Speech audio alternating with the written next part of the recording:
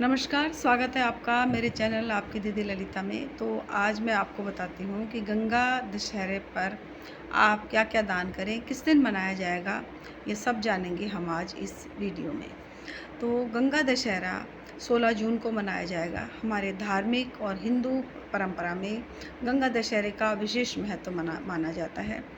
ये दशहरा गंगा के अवतरित के होने के उपलक्ष्य में मनाया जाता है। इसी तिथि पर भगीरथ इस गंगा माँ को पृथ्वी पर लाकर अपने पूर्वजों का उद्धार करने के साथ-साथ पूरी सृष्टि का उद्धार किया था और गंगा माँ हमारे इस पृथ्वी लोक पर आकर इन्होंने जन-जन का उद्धार किया।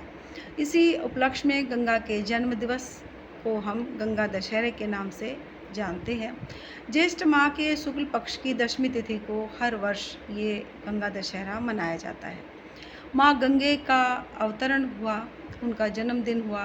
माँ गंगे हमारे इस भारतवर्ष में ही बह रही हैं।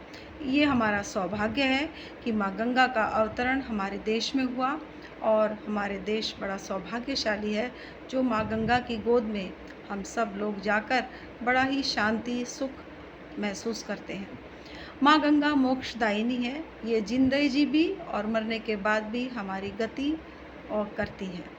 तो जानते हैं माँ गंगा के उसमें उपलक्ष्य में हमें क्या-क्या करना चाहिए, कौन-सा दान करना चाहिए, ये सब जानेंगे हम इस वीडियो में।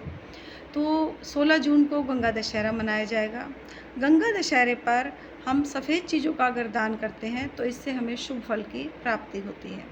गंगा दशहरे पर सफ़ेद वस्त्र का दान करने से हमें शुभ फल की प्राप्ति होती है। कई लोग तो नाव में बैठकर माँ गंगा के जो तट होता है उतना ही वस्त्र लेकर पूरे वस्त्र को गंगा के जल में फैला देते हैं और माँ गंगा को एक वस्त्र रूपी मतलब वस्त्र प्रदान करते हैं माँ गंगा को के जल को ढककर उस वस्त्र से।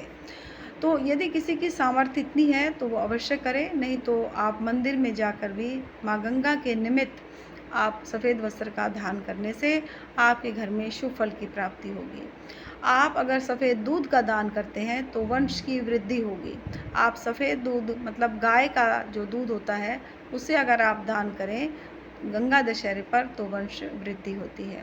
और यदि आप जैसे चीनी, चावल, दही, दूध इस तरह का दान इस तरह का एक थाली में लगाकर और यदि पंडित को या किसी ज़रूरतमंद को देकर आप उसके ऊपर हाथ फेर कर और दक्षिणा रखकर आप किसी ज़रूरतमंद को भी देते हैं तो माँ गंगे की प्रसन्नता आपको प्रदान होगी।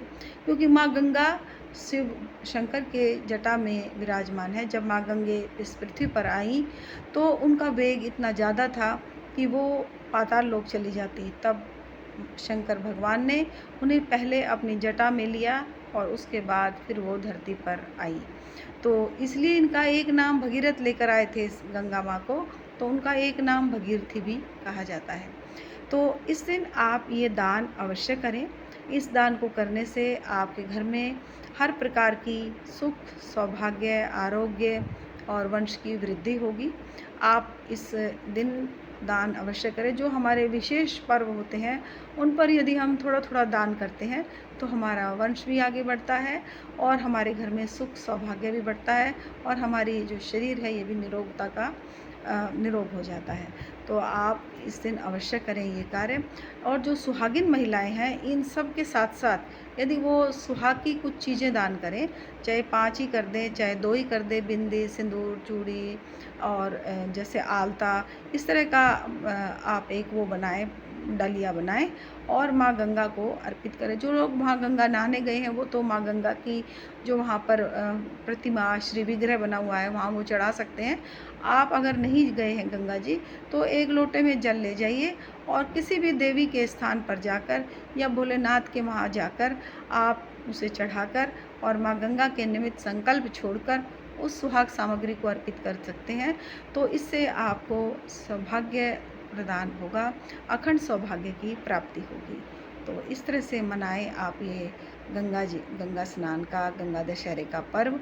यदि आप गंगा या हरिद्वार नहीं जा पा रहे हैं तो थोड़ा सा जल आप लेकर अपने घर में छिड़क दें और नहाने के पानी में, पीने के पानी में आप उस जल को डालें तो आपको वही सब कुछ प्राप्त होगा जो वहाँ पर गए लोगों को प्राप्त हो रहा है।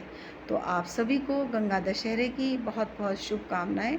और एक चीज़ मैं और भूल गई, यदि आप सफ़ेद गाय का दान करते हैं इस दिन तो मोक्ष की प्राप्ति होती है।